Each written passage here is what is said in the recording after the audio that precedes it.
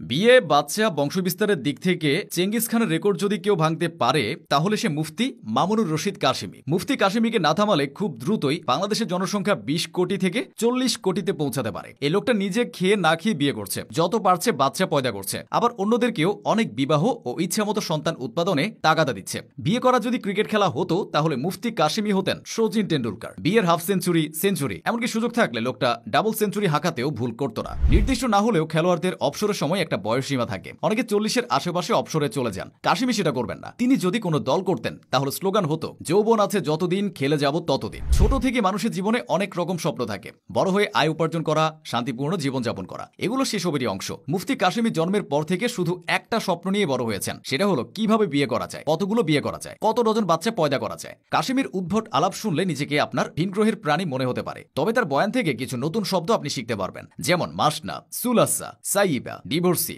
অসহায় নারী, এ শব্দগুলো শিখতে পারবেন। শরিয়া ভিত্তিক আদর্শ নিকা ব্যুরো ও কনসালটেশন প্ল্যাটফর্ম আইডিয়াল ম্যারেজ ব্যুরোর প্রতিষ্ঠাতা সে। বিয়ে করা ইসলামের অন্যতম বিধান, এটাকে খারাপ চোখে দেখার উপায় নেই। তবে মুফতি কাশেমির কাছে বিষয়টা যেন ছেলে খেলায় পরিণত হয়েছে।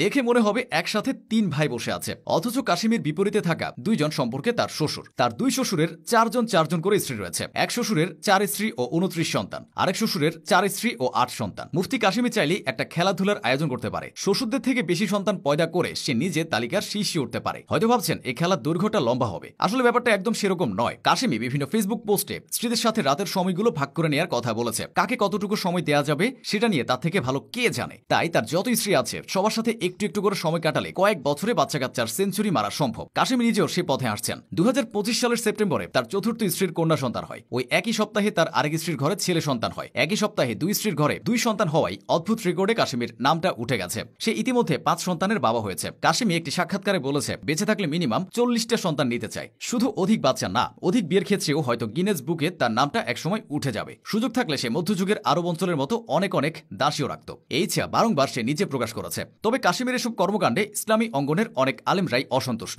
এছাড়াও তার প্রতিষ্ঠানটির বিরুদ্ধেও বহু অভিযোগ আছে। কিছুদিন আগে কাশেমির বিরুদ্ধে তার তৃতীয় স্ত্রীর পরিচয়ে গুরুতর অভিযোগ করেছেন এক নারী। তামান্না হাতুন নামের এক ফেসবুক আইডি থেকে এ অভিযোগ করা হয়। বলা হয়, আইন বিয়ের মাধ্যমে মেয়েদেরকে সংসার দেবে, সেটা ওরা ওয়াদা করে। তাদের দুঃখ কষ্ট তারা দেখবে, কিন্তু এইসবের পেছনে তারা সেই সব নারীদেরকে ১ মাসে ২ মাসের জন্য কন্ট্রাক্টে বিয়ে দেয় কিছু বড়লোক লোকের সঙ্গে, এবং তারা যখন তাকে ছেড়ে দেয় কম টাকা দেনমোহরে বিয়ে দেয়া ও চুক্তিভিত্তিক বিয়ের মতো নানা সমালোচনার পরও কাশেমি থেমে যাননি। সচিন টেন্ডুলকার যেমন ২ দশকেরও বেশি সময় ধরে আন্তর্জাতিক ক্রিকেট খেলেছেন, মুফতি কাশেমিও সেভাবে খেলে যেতে চান।